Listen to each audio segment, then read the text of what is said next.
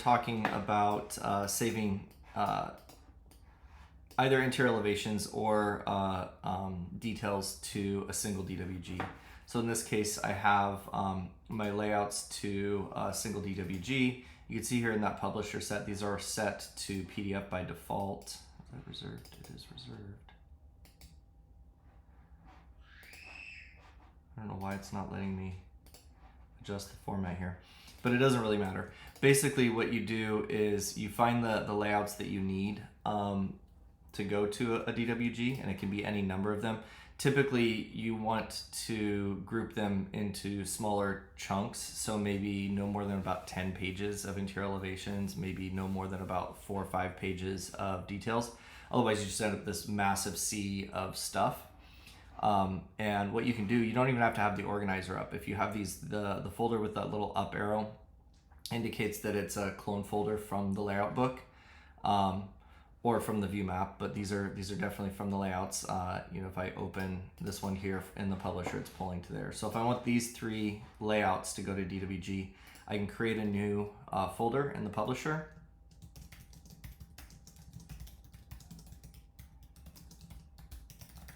And this is going to be the name of that the final file. So you might want to be like the date and what it is and who it's for and all of that.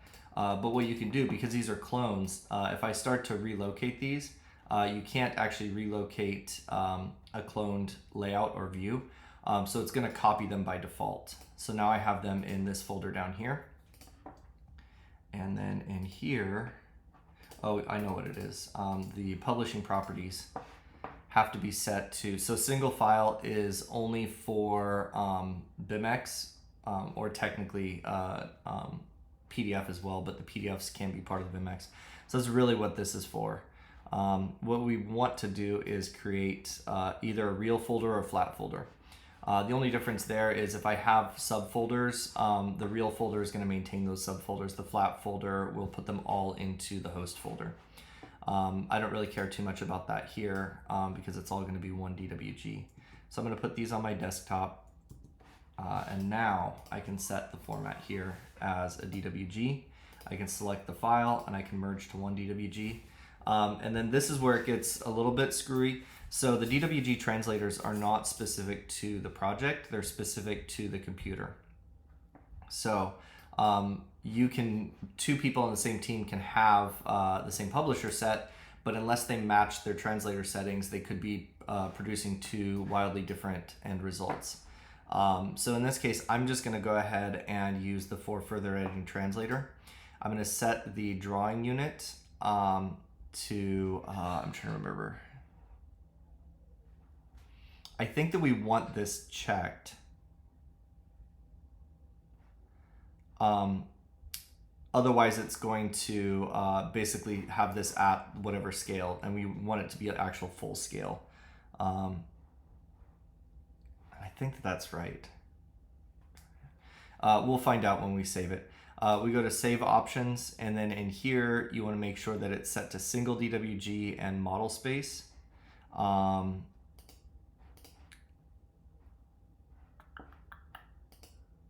Oh, and if it's set to paper space, if this is set to linked drawings and XREFs, you don't have the option to changing it to model space. So this has to be single DWG, and then we should be able to save that to model space. I'm not sure why that's not letting me do that now. I'm going to cancel out of that and go back, because this is the way it should read, is model space and single DWG. We'll set the drawing units again. There's a couple of other options that you might want to review under attributes and layers, the layer methods. You can use the ArchiCAD layers, or you can create new layers. Generally speaking, using the ArchiCAD layers is best, because then you don't get AWOL pen 21, AWOL pen 22, AWOL pen 23. You just get AWOL. It does mean that on the end side, when they open the DWG, they're not going to have all of our pen weights, but again, they're drawing backgrounds, so that's usually pretty good, or good enough. And then we also have, there's fill methods. You can export backgrounds as solid hatches or export as is. That's a sort of conversation you have to have with the consultant, whether they want to clear out the background fills, separate those out. And then under custom functions, make sure that these are all unchecked. The labels and leaders, you can have that one checked, but the original blocks has been problematic. If people don't realize that that's checked, what they end up with is, like, if there's a sync object, it reverts back to the default size for that object. So you end up with a lot of screwy CAD blocks when you save it out.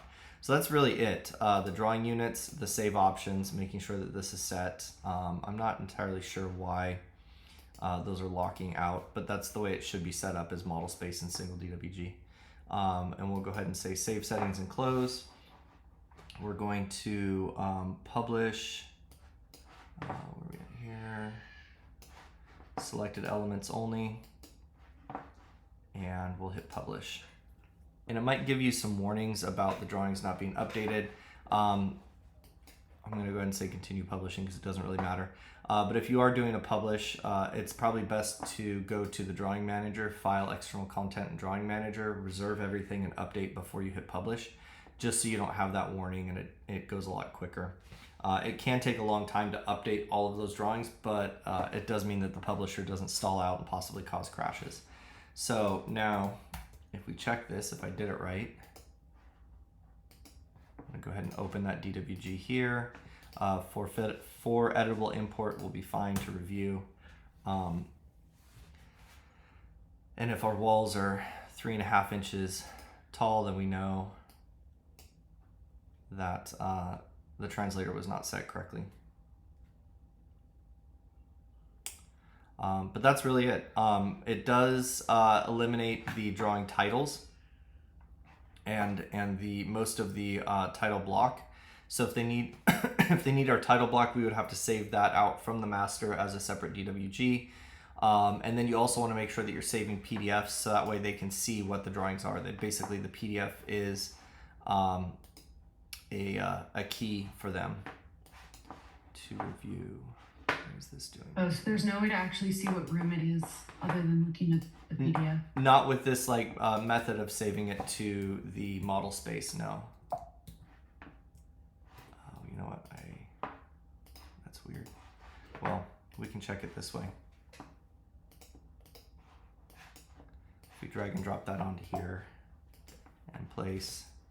So yeah, it arrays them all out with their drawing content. So they do get all of those like masked out stuff. It's not going to crop out those lines. And then let's double check to make sure that the height of this is, yeah, that's 10 feet. So the one thing that is really easy to overlook in the publisher, in the translator settings, is that drawing unit. If this is unchecked, well, let me just uncheck that and show you what it does. Go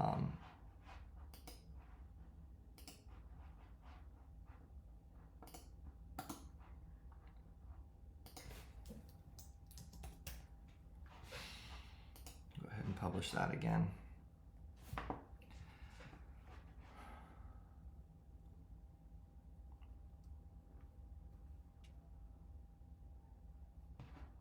Okay, so now if we drag that one into here, we're going to see, or should see, a different scale. Oh, weird. That usually does make a difference, but apparently not in this case. It could be the difference between drag and dropping it and opening it, but that is the setting for basically saving out the paper space scale versus the actual drawing size. But yeah, so if you match those settings, drawing units, make sure that that's checked. Save options, make sure that your model space and single DWG.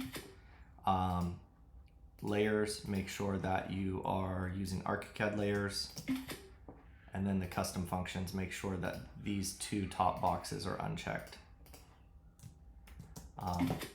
And then whatever you need in a DWG, you just put it into a folder and click this merge to single DWG right here. That's it.